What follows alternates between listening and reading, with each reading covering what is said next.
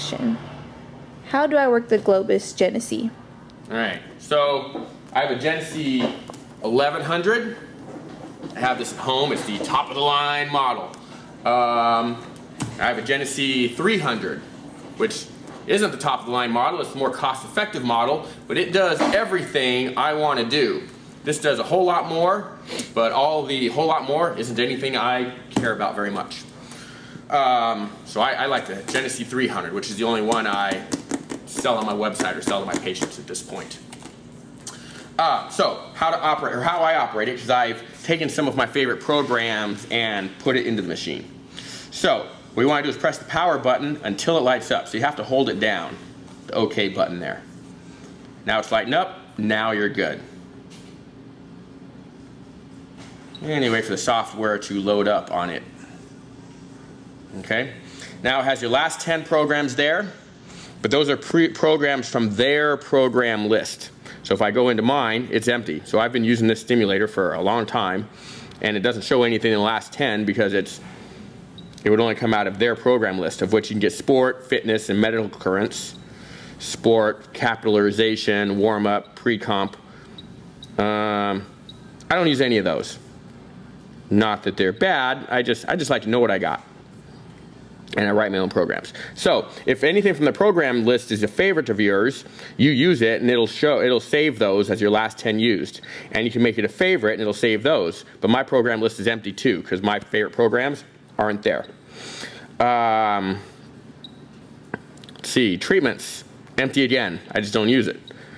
Programming, everything I use is in programming. Programming, so what I like about the Globus Genesy models, the 300 being the least expensive model that allows you to write your own programs. So if you don't like my programs, you can save 1 to 15 programs on there. You can write over the ones I use. But I took my favorite ones and put them in here. So when I'm selling them to my patients or use them in my office, I want to be able to go to the programs I like. So all my programs are in there. I think I have 10 of them right now, which I could probably downsize and erase a few, because I maybe use 3 or 4 of them regularly. So right now, so if I wanted to use it, 10, 50, 10, I use that more than 90% of the time. So 10 means 10-second contraction time, 50 means a 50-second relaxation time, and 10 is how many minutes, 10 minutes it's going on, or 10 repetitions. And it also tells you right there that it's a 10-minute treatment.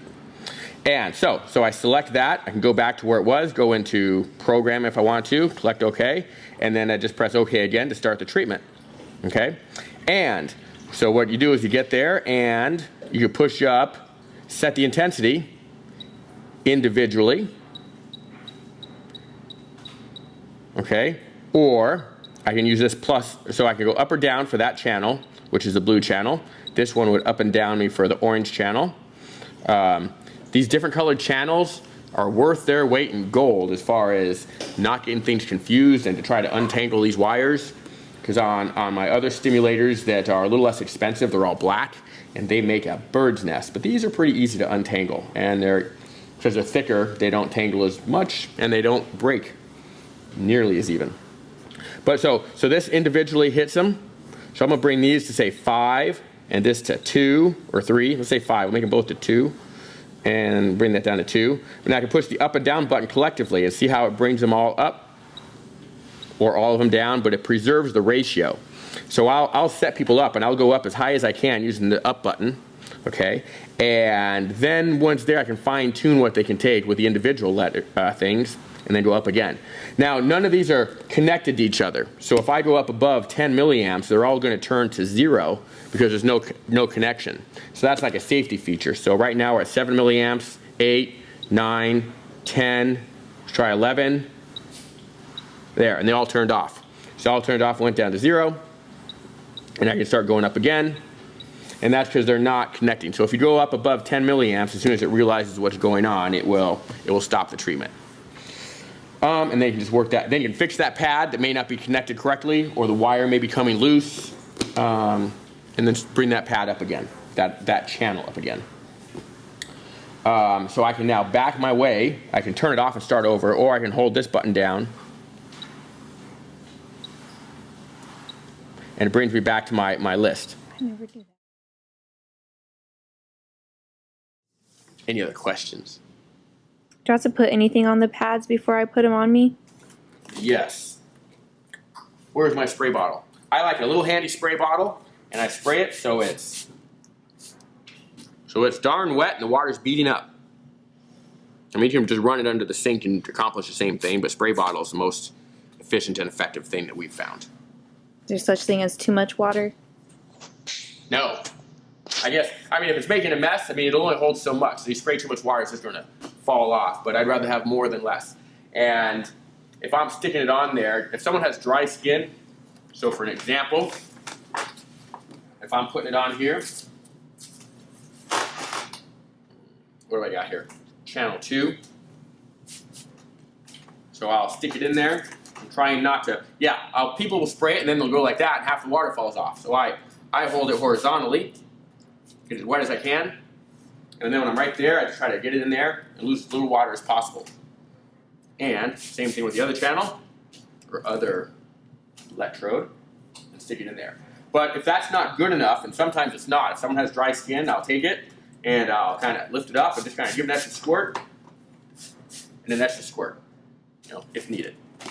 And you'll know if your electrodes are stinging, then it's usually one of two things. You're too dry, or your strap that you have isn't making good enough contact. So usually the electrodes will sting if the contact's bad. That means the electricity is going through a small area and hurts more.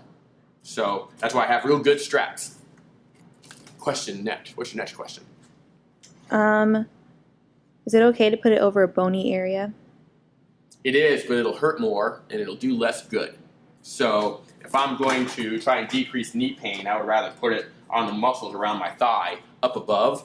And if I put it right on there for the knee, I mean, I used to do that, but it didn't work very well. And there's a research paper that says if you do that, you can't tolerate as much stim, and you're not strengthening anything. There's no muscles in the knee to try to make stronger. So up here, I think I'm getting a better job at decreasing knee pain, even though it's not on the knee.